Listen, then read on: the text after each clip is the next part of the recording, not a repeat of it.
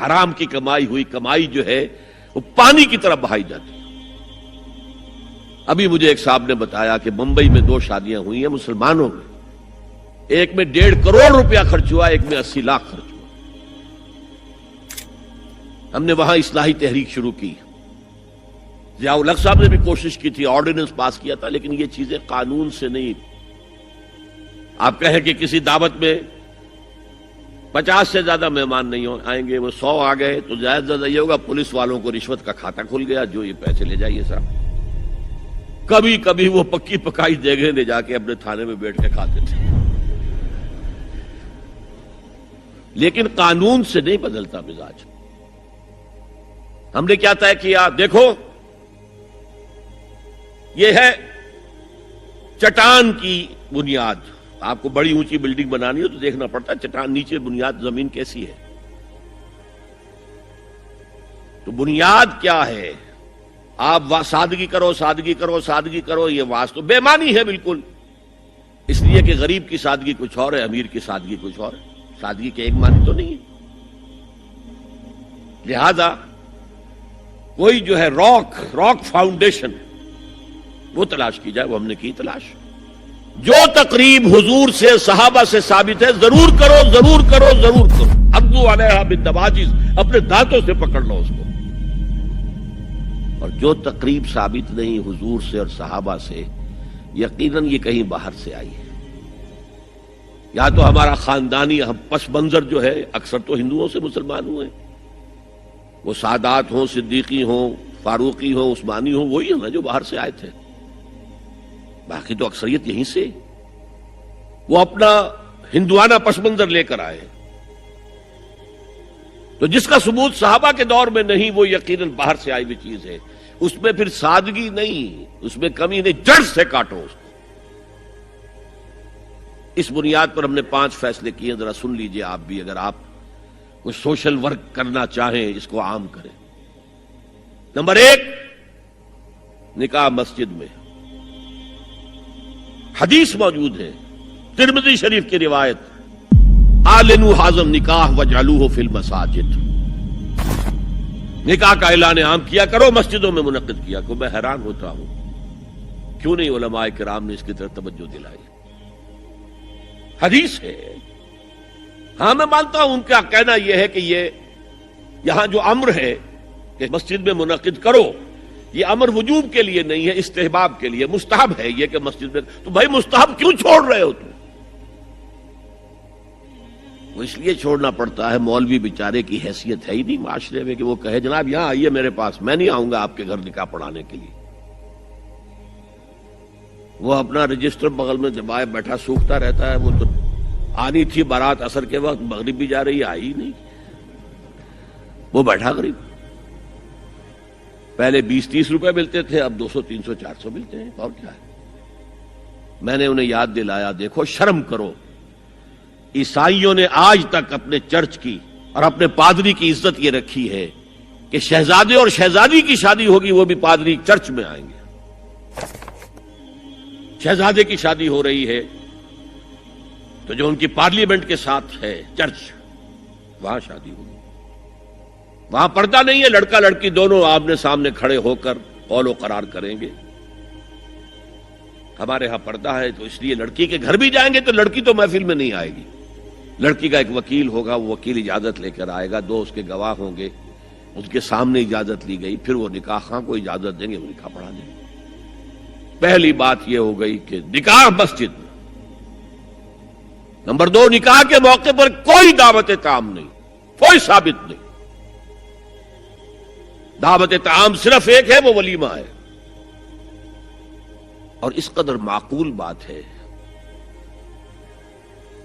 سب باپ اپنے سینوں پر ہاتھ رکھ کر سوچیں اور میری بات سنیں، کیا بیٹی کو گھر سے رخصت کرنے کا وقت جو ہے وہ خوشی کا وقت ہوتا ہے؟ جب بیٹی گھر سے جا رہی ہو، کوئی جانور بھی آپ قربانی کے لیے، کوئی مینڈھا کو بکرا لے آئیں 8-10 دن پہلے اور بچے مانوس ہو جائیں تو وہ جب آپ ذبح کرتے ہیں تو پچھاڑے کھاتے ہیں کہ نہیں بچے؟ اور یہ لخت جگر ہے، نور چشم ہے، 18 20 22 برس گھر میں رہی ہے، وہ جا رہی ہے. خوشی نہیں ہے وہاں، صرف یہ ہوتا ہے اے سائی آف ریلیف کہ ایک ذمہ داری کا بوجھ تھا، اللہ نے آج پورا کرا دیا، اتروا دیا بوجھ. پھر بھی اندیشہ ہوتا ہے، پتہ نہیں مزاج ملے نہ ملے، نئے ماحول میں جا رہی ہے، وہاں جا کر ایڈجسٹ ہو یا نہ ہو، اندیشے پھر بھی ہوتے ہیں ذہن کے اندر. تو ان سے مرغ پلاؤ کھانا اور متنجن کھانا کوئی معقول بات نہیں ہے. معقول بات کیا ہے؟ لڑکا، اس کا گھر آباد ہوا ہے، وہ ولیمہ کرے، اس پر باقاعدہ احادیث اولبو ولو بشاتن، ولیمہ ضرور کرو چاہے ایک ہی بکری ہو تمہارے پاس، ذبح کرو، کاٹو، کھلاؤ گوشت اپنے دوستوں کو، احباب کو. یہاں تک کہا کہ بیست طعام الولیمہ، برا کھانا ہے ولیمے کا کہ اس میں غریبوں کو نہیں بلایا جاتا. ظاہر بات ہے مسلی کھلانے کے لیے تو ولیمہ نہیں ہوتا، اپنے احباب کو، دوستوں کو بلایا جاتا ہے. پھر بھی میں تم سے کہتا ہوں کہ جسے ولیمے کے لیے بلایا جائے وہ اگر نہیں جائے گا تو اللہ اور اس کے رسول کے حکم کی نافرمانی کرے. تو جس رسول نے اتنی تفصیل سے حکم دیا ہو ایک دعوت کا، وہ دوسری دعوت میں بھی خیر ہوتا نہ بیان کرتا. جب نکاح مسجد میں اور کوئی دعوت طعام نہیں تو بارات کا تصور، خلاص. بارات کس بلا کا نام ہے؟ قرآن میں تو کوئی ذکر ہی نہیں، عربی میں یہ لفظ ہی نہیں. اجتماعی طرفین مسجد میں ہوا، نکاح ہوا. لڑکی کو، حضرت فاطمہ کو رضی اللہ تعالی عنہا، کچھ خواتین جا کر چھوڑ آئی تھی اس حجرے میں جو ایک انصاری صحابی نے حضرت علی کو دیا تھا. ان کا تو کوئی گھر بھی نہیں تھا. کوئی حضرت علی آئے ہوں اور آ کر ودا کرا کے لے کے گئے ہوں. چوتھی چیز، جہیز کا کوئی تصور اسلام میں نہیں. خالص ہندوانہ رسم، خالص ہندوانہ رسم، خالص ہندوانہ رسم. ہندوؤں میں کیوں ہے؟ وہ اس لیے ہے، معقول بات ہے کہ لڑکی کا وراثت میں کوئی حصہ ہے ہی نہیں. وہ تو جب گھر سے نکل رہی ہے کچھ دے دلا کے رخصت کر دو، دان دہیج، یہ خیرات ہے. لڑکی کا حق کوئی نہیں ہے گھر پر. اسلام میں تو لڑکی وارث ہے. والد فوت ہوں گے، وراثت تقسیم ہوگی. والدہ فوت ہوں گی، کوئی ان کی ہے ملکیت، وہ تقسیم ہوگی. شادی کے موقع پر کوئی جہیز اسلام میں نہیں، قطعاً نہیں.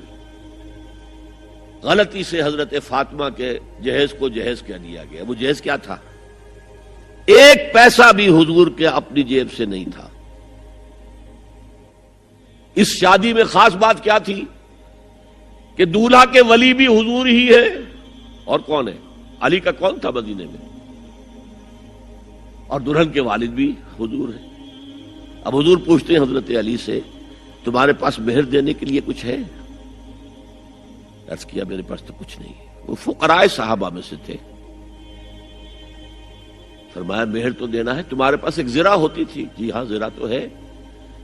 انہوں نے یہ سمجھا زرہ تو جہاد کے لیے ہے، کوئی وہ دولت تو نہیں ہے. فرمایا جاؤ اسے بیچو یا گروی رکھ کے قرض لے کر آؤ. وہ گئے، حضرت عثمان نے خرید لی اور کچھ دنوں کے بعد واپس کر دی ہدیتاً. یہ زرہ میں ہدیہ آپ کو کر رہا ہوں. اس وقت اگر کہتے چھوڑو علی، کہاں تو لو میں پیسے دے دیتا ہوں تمہیں، تو ان کی طبیعت پر بار ہوتا. اس پیسے سے حضور نے کچھ پیسے گھر بھیجے اندر، دلہن کو ذرا تیار کر دو.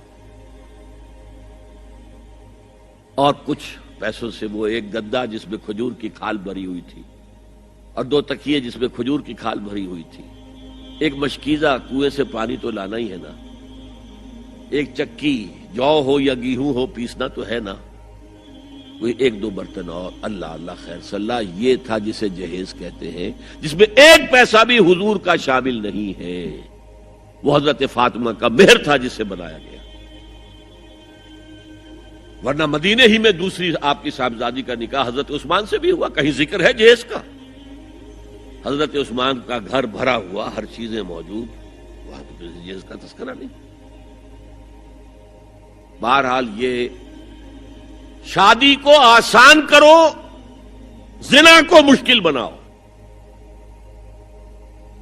یہاں شادی کے لیے 9 من تیل ہوگا تو رادھا ناچے گی، ورنہ یہ کہ بڑی ہو رہی ہے، عمر ہو رہی ہے، سب کچھ ہو رہا ہے، لیکن کچھ تقاضے تو ہے نا، آخر کچھ تو کرنا ہوتا ہے نا، آخر کچھ نہ کچھ لوگوں کو تو کھانا کھلانا ہی ہوتا ہے نا، بارات تو آخر آئے گی ہی نا، کچھ نہ کچھ تو دینا ہی ہوگا، کچھ جوڑے کپڑے، کچھ یہ اسلام کا فلسفہ جو میں نے 4-5 باتیں آپ کو بتا، فلسفہ یہ ہے کہ لڑکی کے باپ پر 1 پیسے کا بوجھ نہیں،